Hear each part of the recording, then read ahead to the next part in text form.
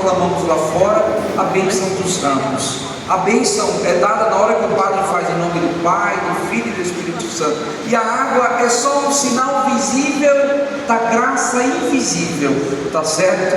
Então, independente da água pegar no nosso ramo ou não, o ramo já está bem, porque quem abençoa é Deus, que é Pai, Filho e Espírito Santo. Só para a gente ter maturidade e consciência deste processo de fé.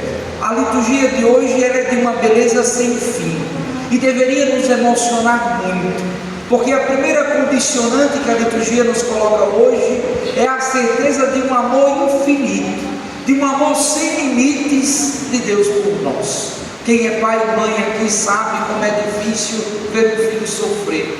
E hoje o que nós percebemos na liturgia deste dia é a entrega de Deus, que se faz plenamente homem verdadeiro no meio de nós, sem deixar de ser Deus verdadeiro, afirmando plenamente a certeza do seu amor por nós.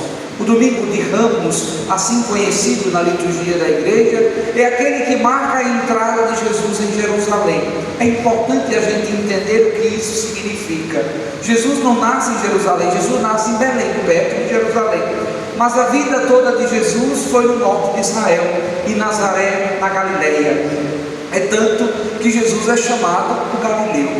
Durante a sua vida pública, Jesus começa um caminho desde Nazaré, sua terra, passando por Cafarnaum, passando por vários lugares até chegar em Jerusalém.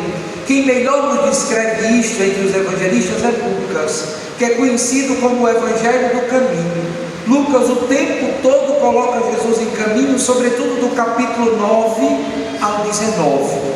E aí quando nós dizemos Jesus chega em Jerusalém, nós estamos afirmando o quê? Jesus chega para ser crucificado. Jerusalém é o lugar onde Jesus morre. É importante entender o que Jerusalém significa no tempo de Jesus. Era o centro da vida religiosa. O judeu tinha uma fé profundamente materialista. Como assim materialista, padre? De bens materiais? Não. Eles acreditavam nas coisas visíveis. Por isso que eu digo, o invisível é o que importa. O visível é só sinal. O invisível é o que abençoa. É o que nos dá a graça verdadeira. Isso é fé madura, né? E aí o que é que acontece? Como é que o judeu funcionava? Na cabeça do judeu a ressurreição era para agora. E não era a ressurreição de Jesus. Na cabeça do judeu, em Jerusalém, na festa da Páscoa, todo mundo vinha celebrar, porque se celebrasse longe de Jerusalém, a festa não tinha o mesmo sentido. E os pobres que não podiam ir para Jerusalém? Será que a Páscoa do judeu pobre que não podia vir para Jerusalém não tinha o mesmo valor daqueles que podiam vir? Vocês entendem como a fé não pode ser calculada assim?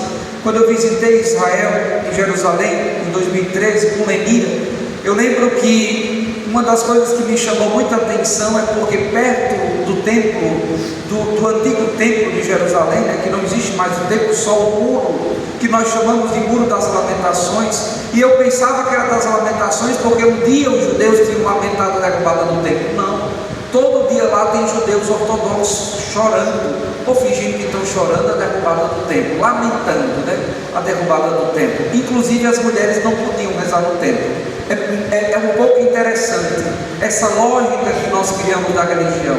Depois de muita luta, as mulheres conseguiram um pedacinho para rezar, porque no templo só podiam rezar os homens. Eu não consigo conceber essa ideia de Deus, mas é importante a gente passar por essas partes da história. E aí é interessante porque eles compravam, os ricos compraram um terreno perto do templo, porque na cabeça deles o Messias ainda não veio. Quando vier, os primeiros que vão ressuscitar são os que estão perto do templo. Vocês entendem que a fé não é isso? A fé é muito mais do que isso. E aí quando Jesus entra em Jerusalém, esse centro da vida religiosa, o centro da vida política, o centro da vida jurídica, o centro da vida comercial dos israelitas, é o lugar onde Jesus será crucificado. Só que Jesus já realizou muitos milagres, ele já está muito conhecido. E aí esses milagres que Jesus realiza gera ao redor dele pessoas que entenderam que ele é Marta, mas um grupo de interesseiros também, que queriam estar perto dele porque queriam um milagre também. E aí quando Jesus vai entrando, é irônico, porque Jesus hoje coloca mantos para que Jesus passe em cima. E depois, aqueles mesmos que colocam os mantos são os mesmos que crucificam Jesus em meio àqueles dois malfeitores. Eu não sei se vocês percebem em que é que Jesus entra na cidade. Jesus entra na cidade em um jumentinho.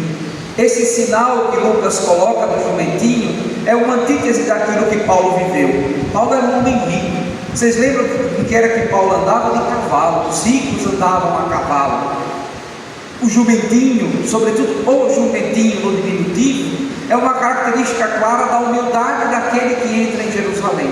Jesus se faz plenamente humilde em tudo, nas atitudes. Nos diz a carta aos Filipenses: ele não considerou um tesouro geloso a sua igualdade com Deus, mas esvaziou-se de si mesmo e assumiu a nossa condição humana. Em grego nós chamamos, fez a sua kênose, fez a sua descida, para depois glorificar a cada um de nós na sua própria glória. Santo Atanásio, a quem eu gosto muito, ele escreve uma obra chamada A Encarnação do Verbo. Ele diz: Deus se fez homem para que o homem pudesse ser divinizado também. Nós somos participantes da graça de Deus. Quando Jesus entra em Jerusalém, vocês viram que nós cantamos, né? Hosana ao filho de Davi, glória a Deus no mais alto dos céus. Aqueles que ali esperavam Jesus glorificavam. Mas quando Jesus entra em Jerusalém, nós começamos a paixão, a página da paixão de Jesus. E eu não sei se vocês percebem alguns acentos. Não dá para fazer o comentário completo dessa paixão, mas algumas cenas eu gostaria que nós comentássemos. Primeiro, Pilatos e Herodes não se davam bem, vocês perceberam? Mas para crucificar Jesus eles fizeram as pazes. Quantas vezes para fazer o mal a gente não se alia